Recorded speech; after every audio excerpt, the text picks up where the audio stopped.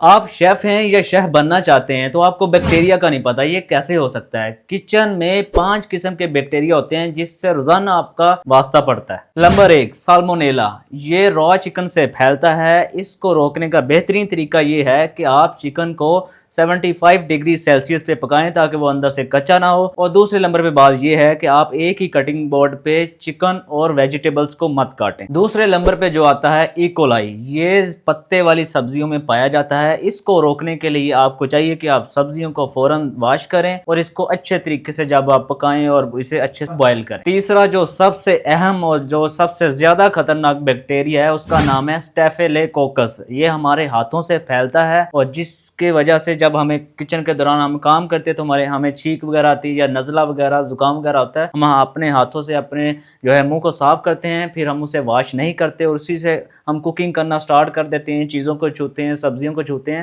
تو اس سے یہ بیماری پھیلتی ہے۔ اس کو روکنے کے لیے آپ کو چاہیے کہ آپ ماسک کا استعمال کریں، کچن میں آپ گلوز کا استعمال کریں، اور آپ ہر جو ہے 2 منٹ بعد اپنے ہاتھوں کو سینیٹائز کریں، گرم پانی سے واش کریں۔ اور چوتھے نمبر پہ جو بیکٹیریا آتا ہے اس کا نام ہے لسٹیریا۔ یہ زیادہ تر پروسیس میٹ میں یا جو ایسے کھانے جن کو ہم باہر رکھتے ہیں یا ڈیری پروڈکٹ اس میں پایا جاتا ہے۔ اس کو روکنے کے لیے ہمیں چاہیے کہ ہمیں ٹیمپریچر کا جو ہے وہ صحیح استعمال کرنا آنا چاہیے۔ 5ویں نمبر پہ جو سب سے اہم بیکٹیریا آتا ہے اس کا نام ہے کلوسٹریڈیم۔ یہ زیادہ تر لیفٹ فوڈ میں پایا جاتا ہے، جو شادی بیاہ میں سائڈ پہ فوڈ پڑا ہوتا ہے جس کا ٹیمپریچر جو ہے برقرار نہیں ہوتا، اس میں یہ پایا جاتا ہے، اور اس کو کھانے سے آپ کو ڈائریا وغیرہ ہو سکتا ہے۔ لہٰذا ہمیں ان سب بیکٹیریوں اور ان سے بچنے کے طریقوں کا پتہ ہونا چاہیے۔ کمنٹ میں بتانا ہے یہ آج کی ویڈیو آپ کو کیسی لگی۔ اس ریل کو سیو کر کے اپنے دوستوں تک شیئر کر دیں۔